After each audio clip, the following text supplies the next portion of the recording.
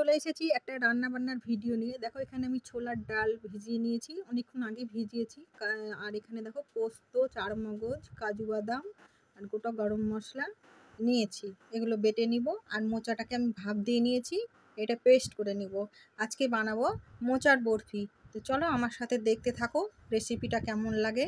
রেসিপিটা যদি ভালো লাগে অবশ্যই লাইক, কমেন্ট, শেয়ার করে পাশে থাকবে আর আমার সাথে পুরো ভিডিওটা দেখবে।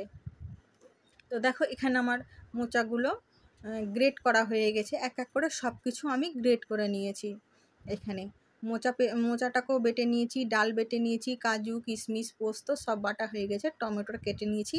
এখানে আমি কিন্তু একদমই নিরামিষ রান্না করব, তার জন্য কড়াই চাপিয়ে দিয়েছি। কোনো পেঁয়াজ রসুন আমি ব্যবহার করব না এতে।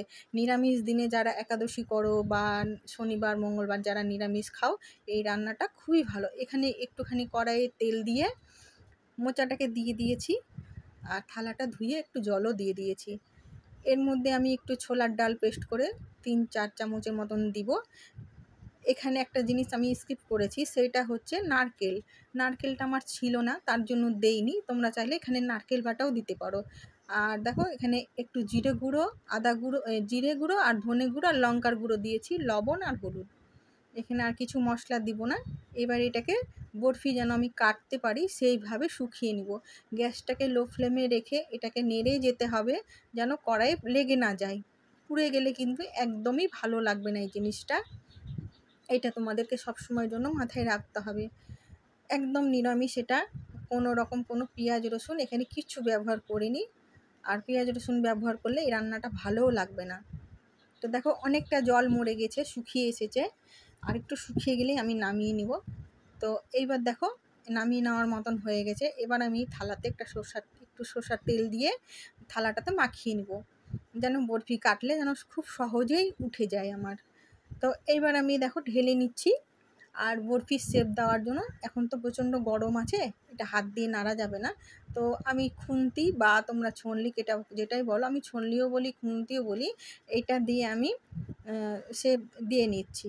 তারপরে একটু ঠান্ডা হলে হাতে একটু সর্ষের তেল মাখিয়ে আমি এটাকে একদম ঠিক করে নিব। তো চলো এটা একটু ঠান্ডা হোক,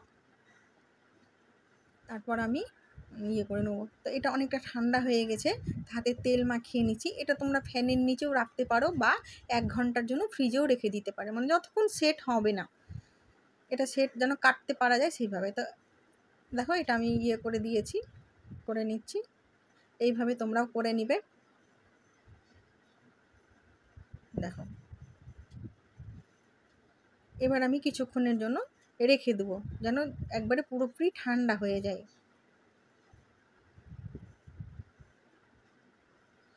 হ্যাঁ, খুব সুন্দর একভাবে আমি এটাকে সেট করে দিলাম একদম। এখন অনেকটা ঠান্ডা হয়ে গেছে। দেখো আমার পুরোপুরি একদম রেডি। এটা আমি কিছুক্ষণের জন্য রেখে দেবো। তো আবার ফিরে চলে এলাম 1 ঘন্টা পরে। আমি এটা একদম ঠান্ডা হয়েছে, তো আমি চাকু দিয়ে কেটে নিচ্ছি।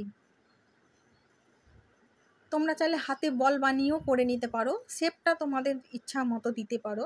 আমি এইভাবেই আমার সুবিধা হয়েছে, তার জন্য আমি এইভাবেই শেপ দিয়েছি বরফির। তো বেশি এটা তো খুব নরম জিনিস, বেশি নাড়াচাড়া করলে ভেঙে যাবে। তোমাদের যেভাবে খুশি তোমরা হাতে বল বানিয়েও করে নিতে পারো। দেখো ঠান্ডা হয়ে যাওয়ার পর কেটেছি, কত সুন্দরভাবে উঠে চলে আসছে।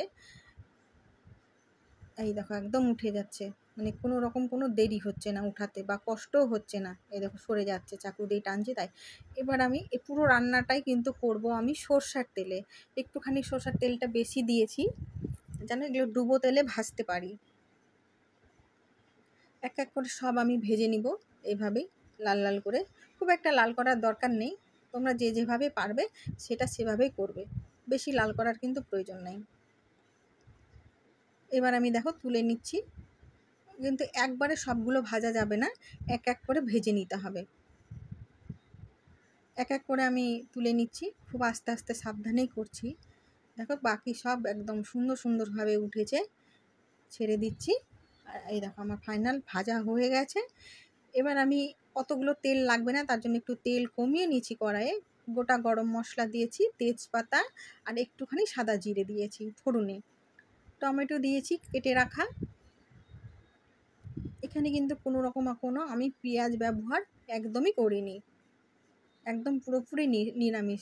অনেকে নিরামিষ শনিবার খাও, মঙ্গলবার খাও, তাদের জন্য এই রেসিপিটা খুবই ভালো লাগবে।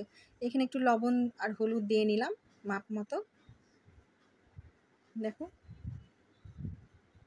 এটা একটু, খুব একটা টমেটোটা আমি গলাবো না, একটু যেন পাতে পড়ে টমেটোটা, সেইভাবেই আমি টমেটোটা কিন্তু নেড়ে নিব, বেশি সেদ্ধ করব না।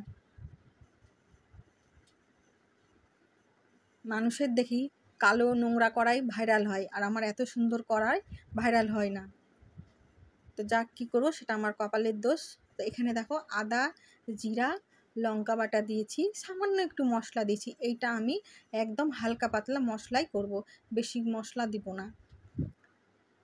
তারপরে এবার আমি আদা জিরাটা কষানো হয়ে গেছে, এখানে যে কাজু বাদাম বাটা, কিশমিশ, পোস্ত, চারমগজ বাটাটা দিয়ে নিলাম। তেল ছাড়া পর্যন্ত আমি অপেক্ষা করব। দেখো খুব সুন্দরভাবে কিন্তু মশলাটা কষানো প্রায় হয়ে এসেছে, তুমি দেখতেই পাচ্ছ তেলটাও ছেড়ে গেছে। এইবার আমি গরম জল ব্যবহার করব। যে কোনো তরকারিতে যদি গরম জল ব্যবহার করা যায়, সেই তরকারির স্বাদ কিন্তু অনেকটাই আলাদা হয়। তোমরা সবসময় চেষ্টা করবে যেন গরম জলই ব্যবহার করা যায়। এবার আমি ঝোল ফুটতে দিয়ে দিলাম। দেখো মানে এখানে ক্যামেরা করছে, তো আমি বলছি বাবা দেখাস না আমাকে, এত গরমে আমি না পুরো ভিজে গেছি। প্রচণ্ড গরম আমাদের মালদাতে, তোমাদের ওখানে কেমন গরম জানিও। তো এই দেখো এই ঝোলটা আমার ফুটে গেছে। এতে কোনো সবজি ব্যবহার করিনি। তোমরা চাইলে, এবার আমি ধোকাগুলো দিয়ে দিচ্ছি, তোমরা চাইলে ফুলকপি, আলু, একটু যে কোনো সবজি দিতে পারো, কিন্তু আমি দেইনি। এখন তো গরম, তার জন্য আমি সবজিটা দেইনি।